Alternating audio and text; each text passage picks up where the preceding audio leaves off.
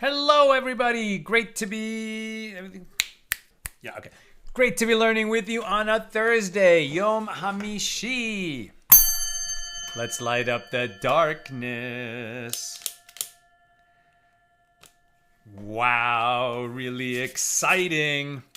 The movie has opened at a bunch of the locations.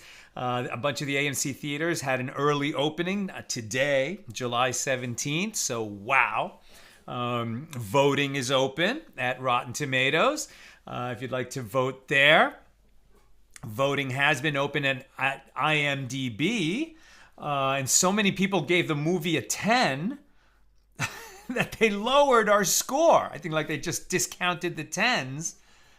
It's crazy. So maybe a few of you, if you voted on IMDb and you want to change your score from a 10 to 9, wouldn't be the worst thing.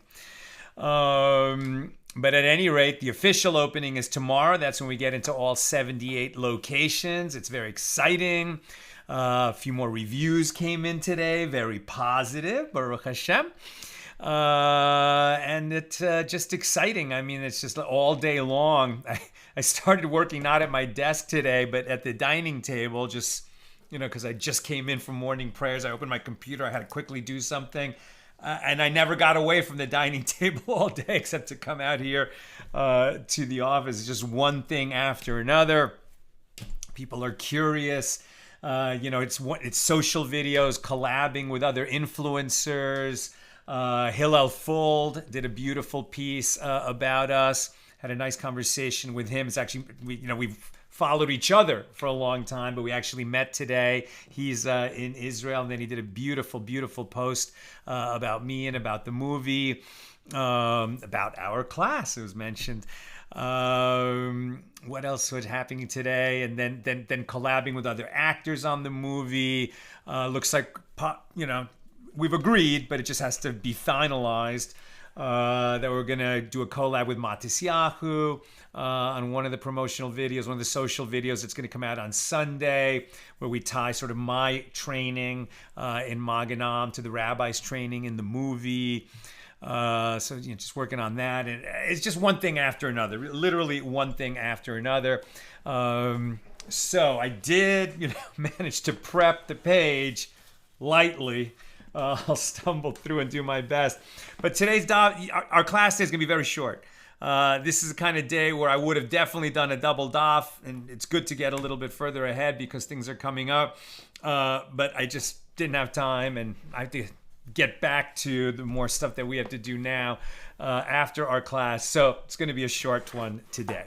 Who's in the house? Joseph in Sierra Nevada, Stephen in New Hampshire, Yehud in South Carolina, Shandor in the Bronx, Nancy in North Carolina, Renee in Indiana, Bella in Florida, Melissa in Great Neck, Belle just got out of a showing of Guns N' Moses in Grapevine, Texas. Great job, Sal and Nina, Am Yisrael, hi. Woo! I'm so glad you enjoyed the movie, Belle. Thank you for that review. You could definitely vote on Rotten Tomatoes. Please vote on Rotten Tomatoes. There, absolutely. Give it a 5 stars.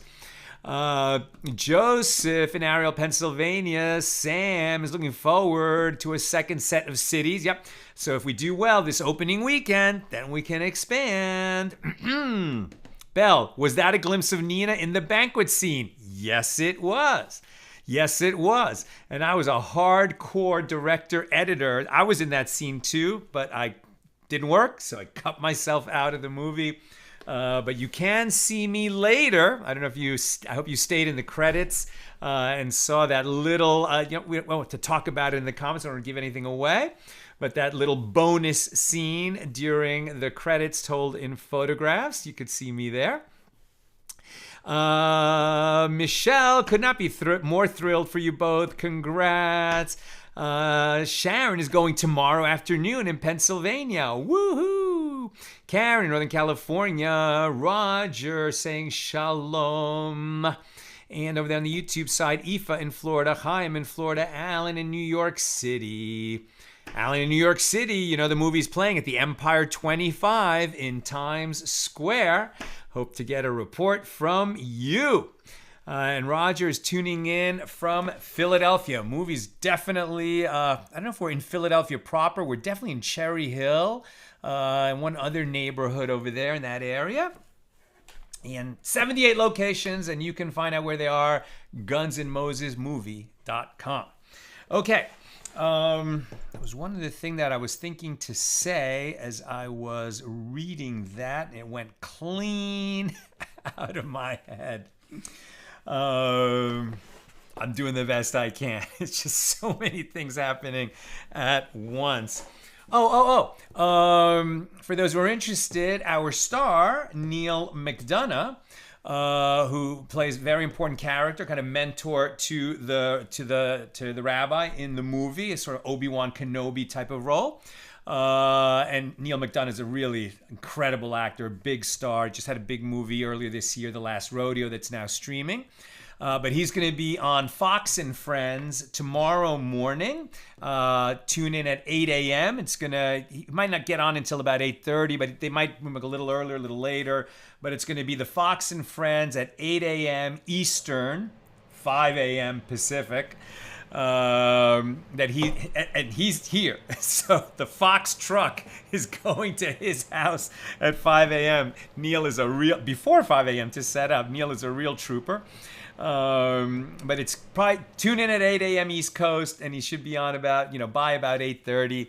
And we're excited to see his appearance tomorrow on Fox and Friends talking about Guns and Moses. Okay. Where am I? Okay, so our daf today is page 31, and we got a good head start on 31a yesterday. So we're near the bottom of 31a, and it's a short daf. So the sages, and here in Tractate of Avoda Zara, the 27th volume of the Talmud, the sages taught. At first, the sages would say that wine from the Samaritan city of Ein Kushi is prohibited due to the concern that it might have come into contact with the idolatrous inhabitants of Birat Sarika. And similarly, the wine of Barkata is prohibited due to the idolatrous inhabitants of the village of Parshai, and the wine of Zagdor is prohibited due to the village of Shalem.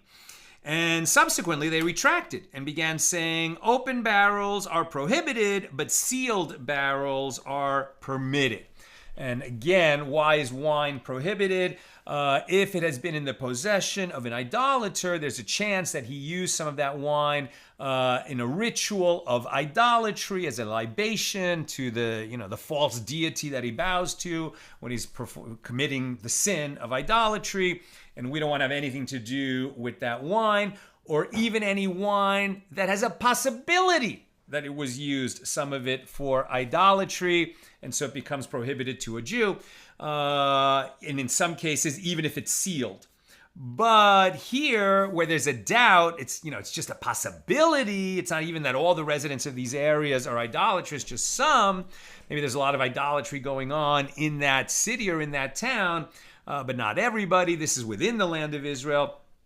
And so since it's already, very doubtful or only a possibility, not a probability that the wine was used in this way, then if on top of that it's sealed, they permitted it for Jews to use that wine. The Gemara asks, what did they reason? Right? What was the reason that initially they said it was prohibited, even in sealed barrels? And then what did they reason ultimately to permit sealed barrels? And the Gemara answers, initially they reasoned a Samaritan is not particular about the touch of an idolatrous Gentile, and there is no difference in this regard between open barrels and sealed barrels. And ultimately they reasoned when Samaritans are not particular about a Gentile's touch, this is only with regard to open barrels. Though with regard to sealed barrels, they are particular. Since Samaritans ensure that Gentiles do not handle sealed barrels of wine, this wine is permitted. So again, we're getting a little bit of an insight into the way society and business was conducted a couple thousand years ago. And it's very interesting to make this distinction. We've been talking a lot about idolaters. Here the word we're using is Gentile in the same sentence with Samaritan. Right? Samaritans have some quality of being Jewish and some quality of not. basically they're not Jews, but because they held by the written Torah and did a lot of the mitzvahs that Jews do for certain kinds of matters having to do with business, having to do with areas where we can assume that they are reliably performing those commandments, that we can assume that they haven't violated them, as we would make the same kind of assumption for a Jew. But generally speaking, we don't think of Samaritans as Jews. Now, the Gemara asks, but are sealed barrels permitted? And the Gemara raised a contradiction against this notion, and now we're on page 31b, from the following Baraisa, with regard to one who sends a barrel of wine in the hands of a Samaritan, or a barrel of fish brine, or a barrel of fish stew in the hands of a Gentile. If he recognizes his seal and his manner of closing the barrel, it is permitted. If he does not recognize them, it is prohibited. So apparently a sealed barrel is permitted only when it is recognizable. So Rabbi Zara said, this is not difficult. Here, the first baraisa is referring to barrels located in a city. There, the second baraisa is referring to barrels that the Samaritan carries on the road. So sealed barrels are permitted in a city because the Samaritan is careful to ensure that Gentiles do not touch them in front of anyone, so that he does not forfeit the business of the Jews. Right? Gentiles in that period assumed to be idolaters. While traveling, he is not concerned, as he assumes that no one will discover that the Gentile came into contact with the wine. Now, you see, this is not a real, endorsement of the behavior of the Samaritans. Right? The Samaritans are living in Israel. They're doing business with the Jews. They know that the Jews are not going to be interested in buying a product that has any chance that it came into contact with idolatry. So they're going to be careful with it up to a point, but not because of their righteousness in delivering barrels that have never come into contact with idolatry, but only insofar as they can get away with it. Right? That's the opinion that's being expressed here. So Rabbi Yirmiyah objects. Didn't these barrels located in the city come by the road as well? So rather, Rabbi Yirmiyah says, we learned the baraisa that permits sealed barrels only in reference to those that are located between the wine presses. Since everyone is found there, the Samaritan is apprehensive, as he says to himself, now, if someone sees me if someone sees me allowing a Gentile, an idolater, to handle the wine, they will cause me to lose my profit, as Jews will not purchase it. Right now, we're distinguishing the Samaritans from the Jews, but also from idolaters. They're not idolaters. They believe in one God. It's just that they only hold by the written Torah and not by all of Jewish practice. And their relationship with the Jews is not really one of love and respect. It's more like, okay, we live in the same area, we'll get along. It was stated, for what reason did the sages prohibit the beer of idolaters? Now, is beer used in idolatry? Not the same way that wine is, so that's why the question is being asked. So Rami Bar Chama says that Rabbi Yitzchak says it is due to the concern that Jews will befriend idolaters while drinking with them, which might lead to marriage. And Rav Nachman said it is due to the concern of exposure. So this is the old joke, about mixed dancing, right? What will mixed dancing lead to? So here you see, there's not a concern that the beer was used for idolatry. It wasn't. But the sages wanted the Jews to keep a distance from the idolaters because becoming too friendly, fraternizing, especially drinking together, even a liquid that could not have been used for idolatry, but is still an intoxicant after all, could lead to marriage. And that leads to assimilation, and that could lead to, right now, we have a terrible assimilation rate among Jews.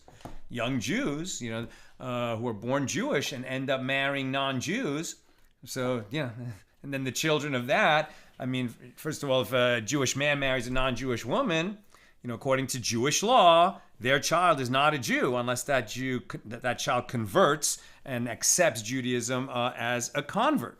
Reform and conservative Judaism might have a different rule in some denominations, some regions, but that's not halacha. That's not Jewish law. And when that intermarriage starts, even if there is an intent by the family to stay Jewish, it rarely works out, right? And so you have so many Jews out there that are completely disconnected from Torah, from prayer, from Jewish tradition, from a relationship with God in a Jewish context. And as we see, that problem is not new to the 20th century. The sages were dealing with the same problem and legislating laws to help deal with it. And then the other concern, if we're not talking about that there's going to be that kind of fraternization that leads to intermarriage, the other concern is that the idolaters don't have these laws, these halachas about exposure. Right? And they not something they care about, right? I guess maybe they haven't had that experience of a liquid was left out, a snake went and drank from it, left some venom, and a person became ill because of it, or they didn't realize that that's why that illness ensued. But since they don't have that law in their system, we don't want to drink what they drink. Exposure. So the Gemara asks, with regard to what form of exposure is there a concern? If we say that the concern is with regard to exposure of the vat, we too expose the vat. And there's no reason to prohibit idolaters' beers more, the beer of idolaters more than that of the Jews. And if you say, rather, the concern is for exposure of the barrel, we also expose barrels. And the Gemara answers, no, it is necessary to prohibit the beer in a place where the water used to brew it is allowed to settle. I think we could guess what that means, but I think we would probably not quite get it. So let's just keep moving. The Gemara asks, if that is so,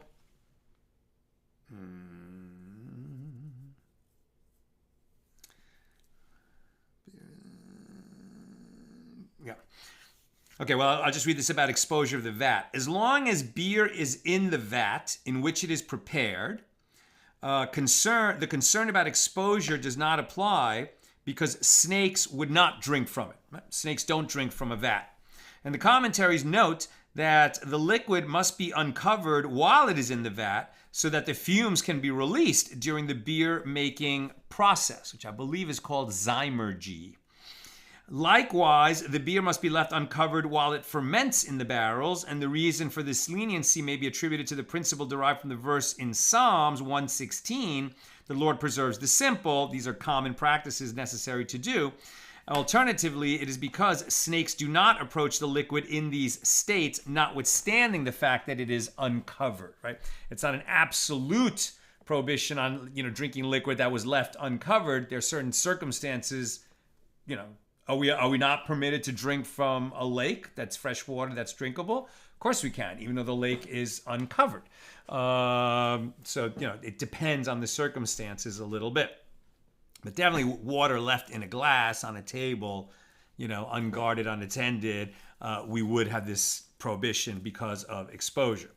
The Gemara asks, if that is so, aged beer should be permitted. As Rebbe says, a substance that contains exposed water but has aged is permitted since the poison does not allow it to age, as it goes bad before it grows old. Similarly, if it's soured, it is permitted because the poison impairs the taste but does not allow it to sour. Why then is all beer prohibited? And the Gemara answers, the sages issued a rabbinic decree with regard to aged beer due to the concern with regard to new beer. New beer could have the venom of snakes in it, and then even if aged beer doesn't, there's a concern that somebody might think he's drinking aged beer that's safe when in fact it's new beer that's not. The Gemara cites the opinions of various sages with regard to beer. Rav Papa had them bring out the beer belonging to idolaters from the store to the entrance of the store, and he would drink it outside the store. So again, possible to drink beer from idolaters, even though wine would be absolutely prohibited, but he wouldn't drink with them. Rav Achai had them bring the beer to his house, and he would drink it there. And both of them drank the beer away from the presence of idolaters due to concern of marriage with idolaters. So the Gemara notes that Rav Achai established an extreme preventive measure for himself beyond that which is required by the law. And the Gemara relates that Rav Shmuel bar Bizna happened to come to Margwan, and they brought him wine, but he did not drink it. Next, they brought him beer, but he did not drink it. And the Gemara asks, well, granted, he did not drink the wine due to the trace of libations, right? Might have been used in idolatry.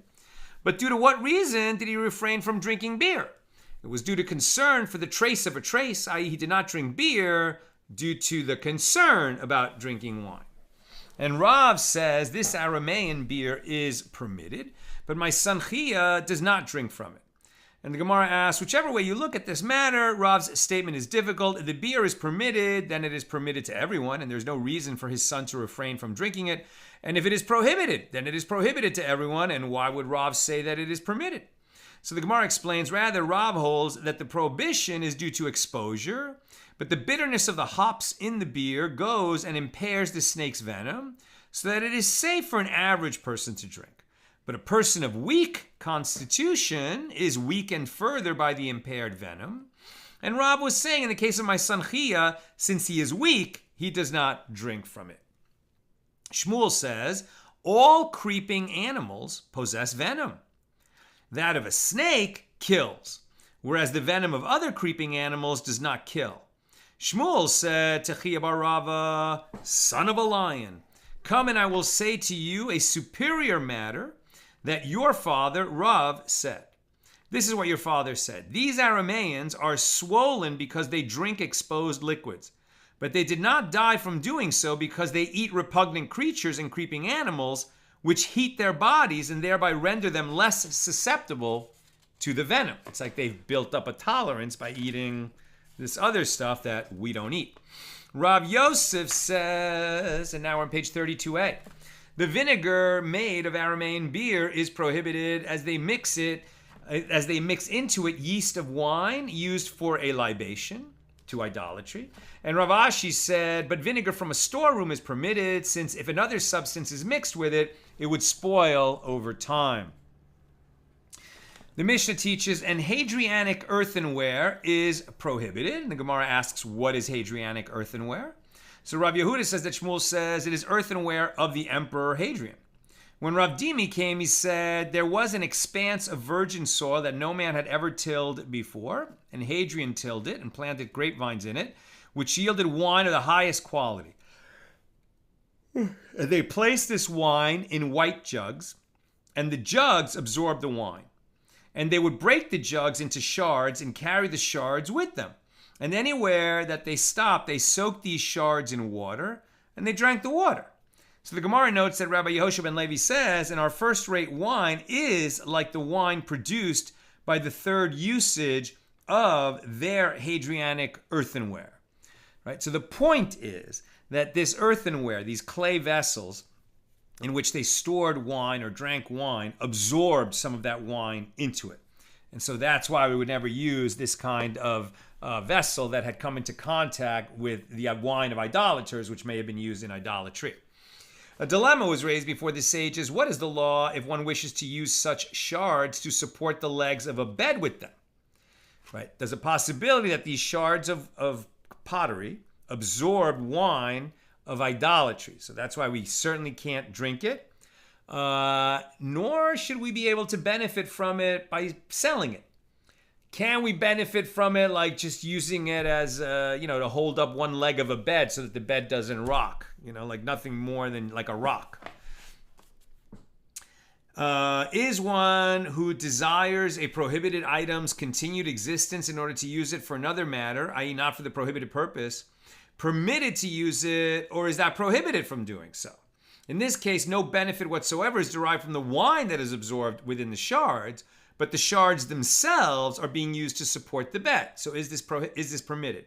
And the Gemara suggests, coming here, a resolution to the dilemma as Rabbi Lazar and Rabbi Yochanan engaged in a dispute in this case. One prohibited using the shards in such a fashion, and the other one permitted this practice. And the Gemara adds, and the law is in accordance with the opinion of the sage who prohibited it.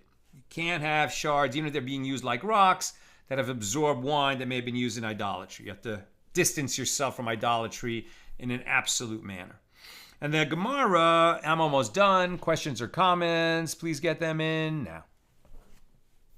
And the Gemara raises an objection from a baraisa to the sage who deems it permitted with regard to the jugs, dardurin, and the flagons, rokvaot, of idolaters that have a Jew's wine contained in them. One is prohibited from drinking the wine, but one is permitted to derive benefit from it.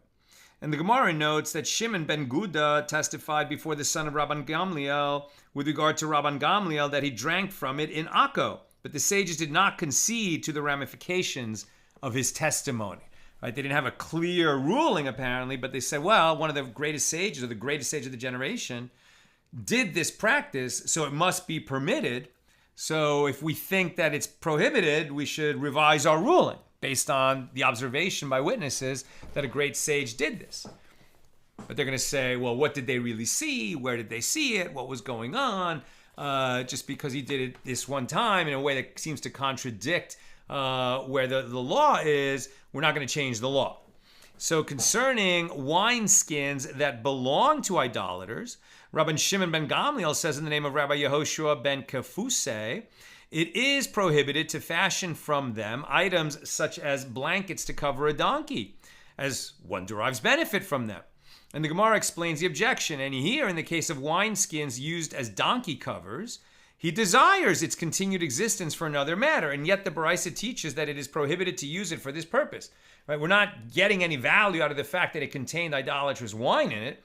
It's not that we're going to drink wine that was contained therein that might have absorbed some of that flavor, or even water that's being used in the same kind of vessel, this wine skin. We're just using the wine skin like a blanket on a donkey. Nevertheless, if that wine skin contained wine that may have been used for idolatry, we can't even use the wine skin as a blanket for the donkey. The Gemara retorts, and according to your reasoning, it should be prohibited to sell jugs belonging to idolaters, and yet Jews sell them frequently. So what is different about wineskins from which one may not derive any benefit, even indirectly? And what is different about jugs, which may be sold for indirect benefit? So the Gemara answers that Rava says there is a rabbinic decree that one may not sell wineskins of idolaters, lest his own wineskins break open, and to repair it, he would take the idolater's wineskin and sew it onto his wineskin. This would cause the wine absorbed in the idolater's wineskin to mix with the wine of the Jew and render it forbidden. And then Gemara asks, well, and according to the one who says that someone who desires the continued existence of a prohibited item to be used for a different matter, that even that is prohibited, what is different about jugs that purchasing them is permitted? And the Gemara explains that this sage could have said to you, there, with regard to the jugs, there is no substantive prohibited entity, whereas here, in the case of the Hadrianic earthenware, there is a substantive prohibited entity, as the wine is recognizable in the earthenware. I feel like the argument could have been, well, why are we going to allow the Jews to buy and sell these jugs that were used by idolaters, where they easily could have absorbed some remnant of the idolatrous wine that the idolaters own? We don't permit the Jews to deal with the wineskins, but we do with the jugs. And I guess the difference is it was a known business that these clay vessels are only used by Gentiles. Jews never use them. They wouldn't be mixed with the Jews' vessels because he doesn't use similar vessels. He's just in the business of providing the idolaters with their goods, right, that they need, not necessarily for idolatry, but just, living at home and eating and drinking at home. There's not any well, I'm not going to go there. That's what I've got for us today. Looks like just a couple of comments. Joseph, I just tried pomegranate wine from Armenia. I dove back into the story of Noah where he gets drunk on Ararat right after the flood. Never thought of it before, but Noah was chosen to restart the new earth. Yeah. Sages say he was righteous in his own generation because that generation was so violent and idolatrous. in the Messianic age, we should, like Noah, all be righteous in our generation without worrying about idolatry or violence, but enjoying Shabbos with pure wine. Amen. Amen. But yeah, please note, everybody, that even though in the modern time that we live in, there's very little idolatry going on. It's not gone. There are certain religions and whole nations that are very much steeped in idolatry. But for the most part, let's say in America, there's very little idolatry going on. Does that mean that we can drink the wine of Gentiles? No. No, we cannot. No, we cannot. We drink kosher wine. Kosher wine needs to have been supervised. It's very interesting. What makes it kosher is that there's a supervision process that ensures it never came into contact with idolatrous practice. Even though the idolatrous practice is largely extinct in most of our communities, nevertheless, that process of supervision is necessary for the wine to be kosher, and a religious Jew will only drink kosher wine. Interesting, there is mevushal and non-mevushal wine. We talked about cooked wine. Cooked wine means that the wine was boiled. After it's boiled, it's not going to change anymore, right? So its process is finished. Whereas wine that has not been essentially flash pasteurized is continuing to age in the bottle. So its sort of winemaking process is not finished until you open it and drink it. Why does that matter? Because a non-mevushal wine, one that has not been cooked, right, flash pasteurized, and it's still undergoing its aging in the bottle, it can't be poured for a religious Jew by anyone who's not a religious Jew, right? Whereas a mevushal bottle, one that has been cooked and therefore the winemaking process is finished, if a waiter pours it for you who's not Jewish, you can still drink that. So that's an important difference between mevushal and non-mevushal kosher wine. Both are kosher wines, but the difference is in who can handle it before the Jew drinks it. Last comment from Roger. The sages really wanted to protect us from even the possibility of being associated with idolatry. Exactly. Seems like the sages wanted to prevent us from starting down a slippery slope. Yes, 100%. But also, there's the fear that we will somehow be attracted to idolatry, and that's a very real and important fear. Especially as we learn in our journey, we learn from King Menashe, right? King Menashe in the First Temple period, who was so steeped in idolatry for the first 20 years of his life and then tried to make an atonement for the next 30 years of his rule. But he, had led the nation into so much sin by the king being an idolater in Israel and commanding the nation to follow him into idolatry. I mean, his sin is just magnified an infinite number of times. And that's why we think of him as a sinner, even though he made some kind of a teshuva.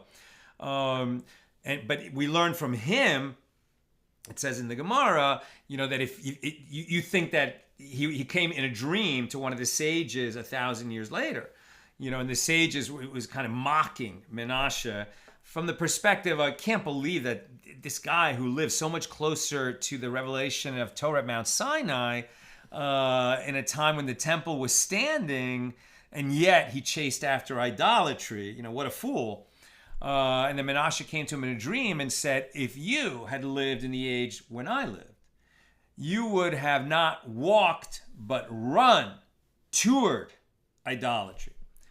So we don't really know. Again, we have the general concept that people, practiced a religion, a cult of bowing down to these idols, and it sounds ridiculous to us. But it was incredibly enticing. I think there was a lot of sexual practice that was associated with it, and a lot of social pressure to join in, with all the other idolaters in the neighborhood, so to speak. And in that, while people may not be bowing down to idols in our society, there is certainly a lot of pressure to be like them, think like them, act like them, and leave, your and whatever critique they level at our ancient faith. and entice people to their thing. So, there's both, we want to not, intermingle and intermarry, but also I think what you're saying is that there is, it's a slippery slope, not so much because we'll end up married to them, but because we'll end up doing that practice. We'll be drawn after it if we don't distance ourselves from it utterly. That's what I've got for us today, and with God's help, we'll be together again tomorrow, Friday, regular time, noon Pacific. Oh my gosh, opening day. Guns N' Moses opens nationwide in theaters July 18th. We've been saying it for months and months, and tomorrow is July 18th. Wow. And the special early engagements already began today. So it's an amazing, exciting time. We're really praying that God blesses this project that we've been working on so long. We pray that it should be a Kiddush Hashem, that it should sanctify God's name, that it should bring more holiness and righteousness into the world. And please join us in saying Amen and bless the work of our hands. Take care.